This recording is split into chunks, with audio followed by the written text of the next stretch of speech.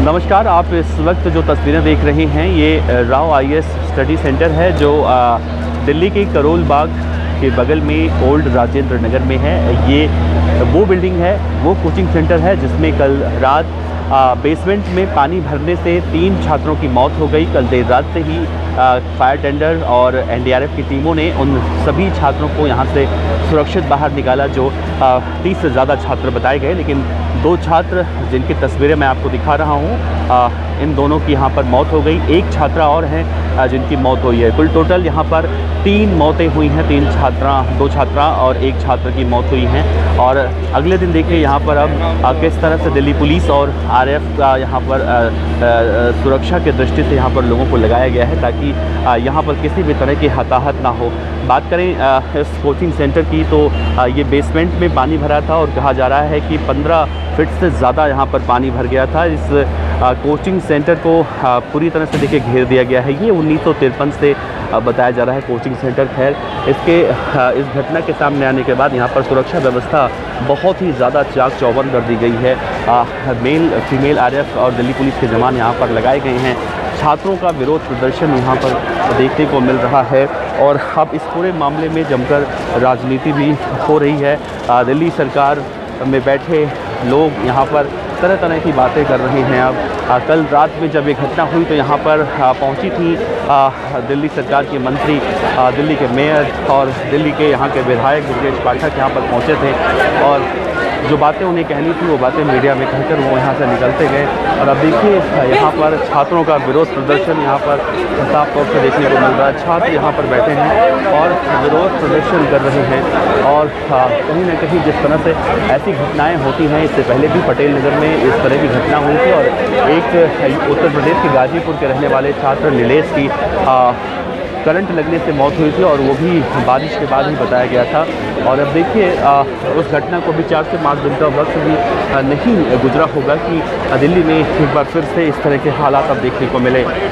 बात करें राजेंद्र नगर की तो यहाँ पर तैयारी करने के लिए, आईएएस की तैयारी करने के लिए दूर दराज से लोग यहाँ पर आते हैं। देश के कोने कोने से लोग आते हैं और जब इस तरह की घटना होती है तो कई तरह से सवाल ज़रूर खड़े होते हैं।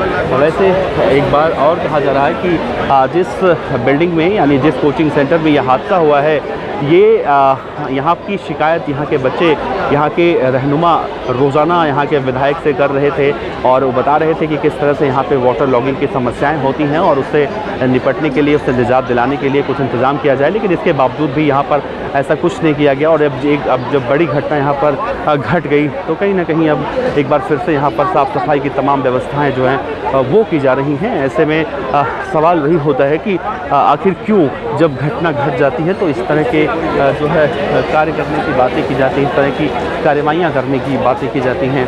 अगर ऐसी कार्रवाई जब 5 दिन पहले नीलेश उत्तर प्रदेश के जो यूपीएससी की तैयारी कर रहे थे उनकी मौत के बाद अगर ऐसी कार्रवाइयाँ हुई होती तो शायद ऐसी तस्वीरें देखने को ना मिलती। और कहा ये भी जा रहा है कि करीब 15 फीट से ज़्यादा पानी बेसमेंट में भर गया था और यहाँ का जो दरवाज़ा था वो इलेक्ट्रॉनिक डोर था जो ऑटोमेटिक बंद हो गया और उससे पंचिंग सिस्टम के बाद ही खुलता था, लेकिन पानी भरने की वजह से वो डोर काम करना बंद कर चुका था, जिसकी वजह से 15 फीट पानी वहाँ पर ज़्यादा भर गया। और वहाँ पर आप अंदाज़ा लगा सकते हैं कि 15 फीट पानी भरने के बाद किस तरह की स्थिति होगी और वहाँ पर कैसे जो है लोग निकल पाएंगे। अगर एक अमूमन इंसान की हम देखें तो 6 से 6.5 फीट हाइट होती है और 15 फीट पानी भर जाने के बाद वहाँ से कैसे सुरक्षित कोई निकल पाएगा, ये कहीं ना कहीं बड़ा सवाल है।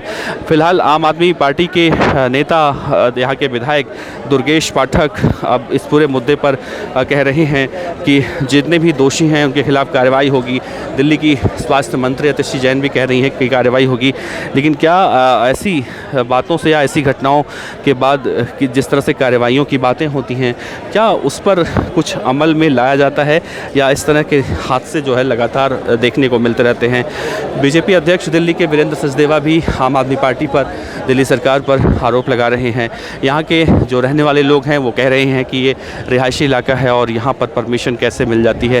खैर ये सब बहुत लंबे वक्त से चला आ रहा है, लेकिन जिन लोगों के घरों के चिराग गए हैं, जिन लोगों के घरों के बच्चे यहाँ पर इस घटना का शिकार हुए हैं, उनके लिए बहुत ही पीड़ादायक खबर है, बहुत दुखद खबर है। और जो बच्चे यहाँ पर देश के कोने कोने से आकर यहाँ पर ये सपना लेकर आते हैं कि वो एक दिन देश का जो है नाम रोशन करेंगे, अपना नाम रोशन करेंगे, IAS बनेंगे, परिवार का नाम रोशन करेंगे, देखिए वो किस तरह से सिस्टम की भेंट चढ़ जाते हैं। फिलहाल आप बने रहिए, इस पूरे मामले में और भी अपडेट हम आपको ऐसे ही पहुंचाते रहेंगे।